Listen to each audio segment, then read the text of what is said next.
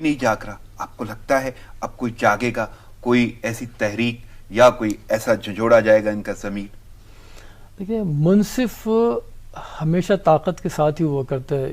اکثر یعنی کہ جو زمینی حقائق ہیں وہ جو وہی یہی نظر آ رہے ہوتے ہیں, طاقت کا منبع کے ساتھ ہی وہ ہوتی ہیں چیزیں ساری کی ساری. تو یہاں پہ ایک یہ تو پہلا واقعہ نہیں ہے لیکن یہ ابھی تازہ ہے, بس اس کو تازہ کہہ سکتے ہیں آپ. کل کا نہیں پتہ یا آج کا نہیں معلوم کہ کیا خبر آتی ہے پھر وادی سے, پھر کس طرح سے کس کے گھر اجاڑ دیا جاتا ہے, کس کو یتیم کر دیا جاتا ہے, کس کا سہاگ اجاڑ دیا جاتا ہے, کچھ نہیں معلوم. لیکن یہ جو ادارے ہیں یہ بنتے ہی جو طاقتور ممالک ہیں ادارے ہیں ان کی سیکیورٹی کے لیے بیسکلی بنائے جاتے ہیں. دیکھیں جیسے جو لیگ آف نیشن بنائی گئی تھی پہلی جنگ عظیم کے بعد, دوسری جنگ کو روکنے کے لیے بنائی گئی تھی کہ آگے کبھی جنگیں نہ ہوں, لیکن پھر جنگ ہوئی, پھر یہ دوسری بن گئی, یو این بن گئی.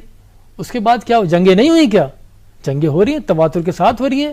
جہاں طاقتور ملک چاہتا ہے اس پہ حملہ کر دیتا, بائی پاس کرتے ہر چیز کو, کوئی روکنے والا نہیں ہوتا.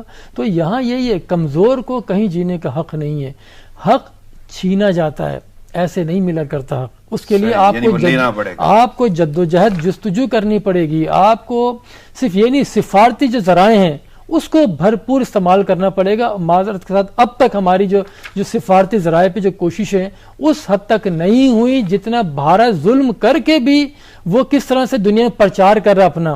ہم نے کیا کیا, ہم نے کتنے ممالک کے دورے کیے, ہم نے کتنے ممالک کو اس سے آگاہی دی, ہم نے جو کشمیر سیل بنایا تھا وہ کہاں ہیں. یہ سارا کچھ ہونے کے بعد میں صرف یہی پوچھنا چاہتا ہوں کہ جو انسانیت کے علم بردار تھے وہ آخر کیا واقعی بے حس ہو گئے؟ زمینی حقائق تو یہی بتا رہے ہیں, اور یہ تلخ حقیقت یہی ہے کہ وہ ہمیشہ طاقتور کے ساتھ ہوتے ہیں اور ابھی بھی طاقتور کے ساتھ ہیں. ابھی جس زبان میں سمجھنا چاہتا ہے اس کو اس زبان میں جب تک آپ نہیں سمجھائیں گے, اسی زبان میں اسی رویے میں اس کے ساتھ بات نہیں کریں گے, وہ نہیں سمجھتا. وہ آپ کی امن پسندی کو آپ کی کمزوری گردانتا ہے. کیونکہ پاکستان کی کوشش یہی رہی ہمیشہ سے کہ ٹیبل پر بات چیت ہو پاکستان کی.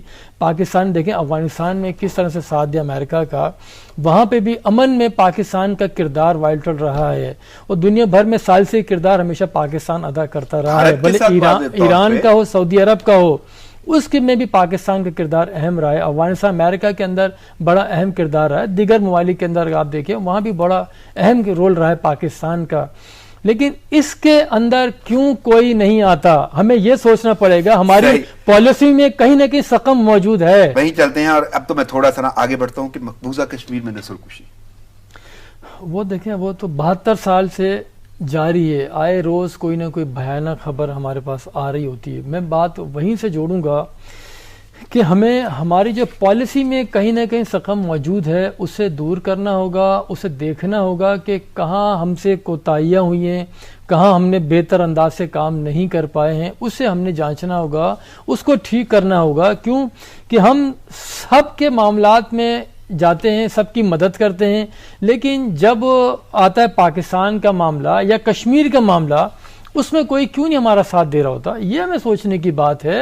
کیوں عرب ممالک جن کی انویسٹمنٹ بہت زیادہ ہے بھارت کے اندر, وہ کیوں نہیں آواز اٹھاتے, کیوں اس طرح سے نہیں کرتے؟ میڈیا میں ایک خبر آ جاتی ہے کہ ادروائز, لیکن جو سرکاری سطح پہ ہے, جو حکومتوں کی سطح کے اوپر ہے, جس طرح سے ان کے ٹریڈ ڈیلز ہو رہی ہوتی ہیں, اس میں انسانیت کے لیے کیوں نہیں آواز اٹھاتے؟ یہ ایک لمحہ فکری ہے. عالمی اداروں کو تو آپ چھوڑیں, وہ تو اپنا کام کر رہے ہیں, سب کچھ ہیں, لیکن یہ مسلمان اور انسانیت کے ناطے تو کم سے کم ہمارے اپنے لوگ تو بولیں, جن کا پاکستان نے ہر وقت ساتھ دیا ہے, ان کا تحفظ بھی فراہم کیا انہیں, اس کے باوجود انہیں ہر دکھ درد سے ان کو بچایا بھی ہے. لیکن اس معاملے پہ کیوں کوئی نہیں بول رہا ہے, کیوں نہیں آواز اٹھا رہے؟ اس بچے کی آواز ان کے کانوں تک نہیں جا رہی ہے, وہ تصویریں کیا انہوں نے نہیں دیکھی ہیں کیا, وہ کیوں نہیں آواز اٹھاتے؟ لیکن ندیم صاحب معاملہ تو ایسا ہے کہ میں اگر لفظوں میں بیان کروں, جس طرح لفظ ہم نسل کشی کہہ رہے ہیں, وہ پوری داستان ہے کہ کیا ہوتا ہے.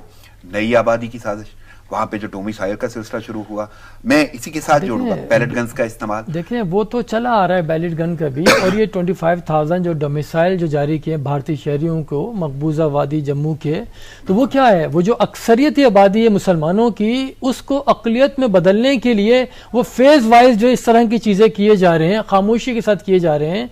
کیا اس کے اوپر اسی انداز سے آواز اٹھائی گئی ہے؟ یہ سوال ہے بڑا اہم. بالکل. ہم نے کیا کیا ہے؟ کیا ٹویٹ کافی ہوتی ہے؟ ایک بیان جاری کر دینا کیا کافی ہوتا ہے؟ یا اگر ایل او سی کے اوپر وہ بار بار وہ حملے کر رہے ہیں وہ صرف دفتر خارجہ بلا کے ایک مراسلہ دے دینا یہ کافی ہوتا ہے؟ ہمیں بھی اس جانب سوچنا ہوگا کہ کس طرح سے مسئلے کا حل کیا جائے. نہیں تو ندیم صاحب پھر خارجہ پالیسی کہاں دیکھ رہے ہیں؟ کیا آخر کہاں فقدان یا بحران تو کہیں میں تو وہی کہہ رہا ہوں نا، کہیں نہ کہیں تو موجود ہے نا سقم، کہیں نہ کہیں تو لوپ ہولز ہیں موجود کہ کیوں اس طرح کی چیزیں آ رہی ہے ہمارے معاملات میں، یا جو کشمیر میں معاملہ چل رہا ہے اس پہ کوئی کیوں نہیں آواز اٹھا رہا ہے. آپ یہ دیکھیں کس طرح سے وہاں پہ حرکتیں کی جا رہی ہیں، لوگوں کو مارا جا رہا ہے، اور یہ کل کے واقعہ نے تو آپ ہلا کے رکھ دیا سب کو. ندیم صاحب میں جانتا ہوں آپ اس وقت امریکہ میں موجود تھے وزیر اعظم کے ساتھ جب وہاں پہ وہ تقریر کر رہے تھے جنرل اسمبلی میں، اور اس تقریر میں اچھا خاصا انہوں نے اظہار بھی کیا. دیکھیں اس میں کتنا کیا، سب نے اپریشیٹ کیا، اور پاکستان میں دیکھیں کس طرح سے استقبال کیا واپسی کے اوپر، اور سب نے وہ کر دیا، یہ مقدمہ پیش کر دیا نہ صرف کشمیریوں کا بلکہ مسلمانوں کا پورا سب کچھ کا. پھر ایک ویژن کے طور پہ وہ ٹی وی کی بھی بات کی گئی، ہر چیز کی گئی. کہاں گئیں؟ ہمیں باتوں سے آگے نکلنا پڑے گا. دیکھیں اگر یہ پریس کانفرنسوں سے یا کسی کی اجلاس میں خطاب کرنے سے یا ٹویٹ کرنے سے اگر مسائل حل ہونے ہوتے تو کب کے حل ہوتے ہوئے؟ ایسے نہیں ہوتا. آپ کو ایگریسولی جانا پڑے گا اپنی پالیسیوں کے اوپر، اور ان لوگوں کو مائل کرنا پڑے گا، لوگوں کو بتانا پڑے گا کہ وہاں اصل حقائق ہیں کیا.